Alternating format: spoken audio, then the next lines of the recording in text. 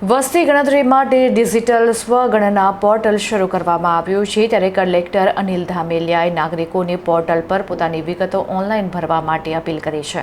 રાષ્ટ્રીય જનગણના પ્રક્રિયા અંતર્ગત વડોદરા જિલ્લામાં વસ્તી ગણતરીની કામગીરી આગામી સમયમાં શરૂ થવા જઈ રહી છે. વડોદરા જિલ્લા કલેક્ટર અનિલ ધામેલિયાએ નાગરિકોને વસ્તી ગણતરીના સ્વગણના પોર્ટલ પર પોતાની વિગતો ઓનલાઈન ભરવા અને આ રાષ્ટ્રીય કાર્યમાં સહયોગ આપવા અપીલ કરી છે. કલેક્ટરશ્રીએ પોતે આ પોર્ટલ પર સફળતાપૂર્વક વિગતો ભરીને જણાવ્યું કે આ પોર્ટલ વાપરવું ખૂબ જ સરળ છે અને નાગરિકો ગુજરાતી ભાષામાં પણ પોતાની વિગતો ભરી શકે છે. સ્વગણના તારીખ 17 થી 31મી મે 2026 સુધી નાગરિકો se.census.gov.in પોર્ટલ પર મોબાઈલ નંબર અને ઓટીપી દ્વારા વિગતો ભરી શકશે. વિગતો સબમિટ કર્યા બાદ 11 અંકોનો SEID મળશે અને 1 થી 30 જૂન 2026 દરમિયાન ગણતરીદારો ઘરે ઘરે આવશે. નાગરિકોએ ઓનલાઈન મેળવેલો SEID આ કર્મચારીઓને આપવાનો રહેશે. જનગણના અંતર્ગત એકત્રિત કરાતી તમામ વિગતો કાયદા મુજબ સંપૂર્ણપણે ગોપનીય રાખવામાં આવશે. તેનો ઉપયોગ માત્ર વિકાસલક્ષી આયોજન માટે જ થશે. વડોદરા જિલ્લામાં કામગીરી માટે 2500થી વધુ કર્મચારીઓનો સ્ટાફ તૈનાત કરવામાં આવ્યો છે.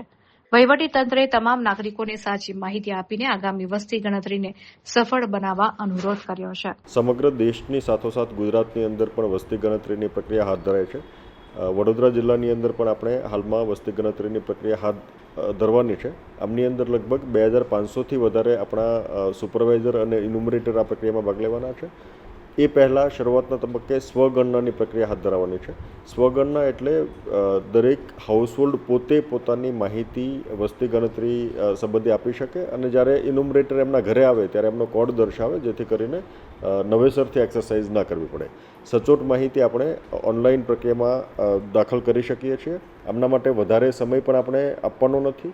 આપનો માત્ર 5-1 મિનિટ જેટલો સમય આપ આપશો તો આ માહિતી સચોટ રીતે આપ આ માહિતી આપી શકશો. આમની સાથે એક લિંક આપેલી છે.